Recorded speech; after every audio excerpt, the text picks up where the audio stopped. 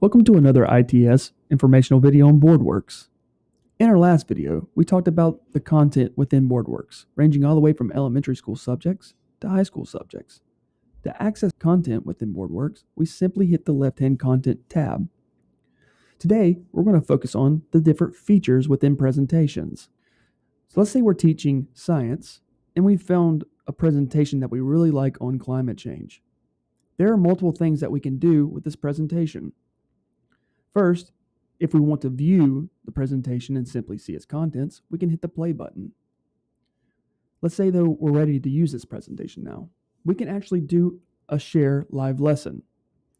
Clicking on this button will generate a presentation code that you could then copy and send to your students either through a Canvas announcement or in many other avenues such as an email.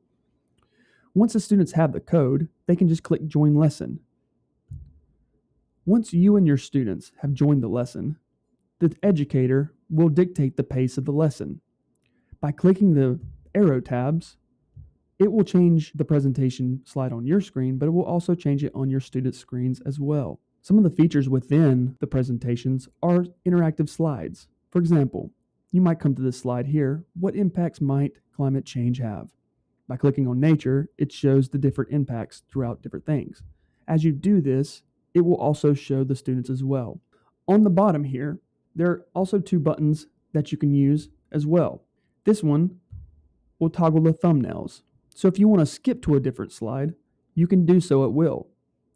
Toggling the thumbnail slide will not show to the students, so it's very beneficial to the classroom teacher. The other button to the left is the notes section.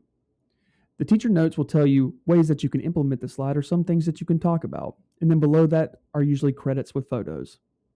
All the way to the right-hand side is our full screen. So if we want to toggle the presentation full screen for all the students to see, you can do this as well. Other features for presentations feature the share button, but for the student session. Sharing this code out will allow the students to work on a presentation individually. Let's say that you have learners that learn at different paces. You can share this out and each student can go through the slide on their own time. The last button that we find for our slide presentation here is the Save button. Saving this presentation will send it straight to your library so you can access it later. I hope this video has been beneficial, and please check our YouTube for more informational technology videos.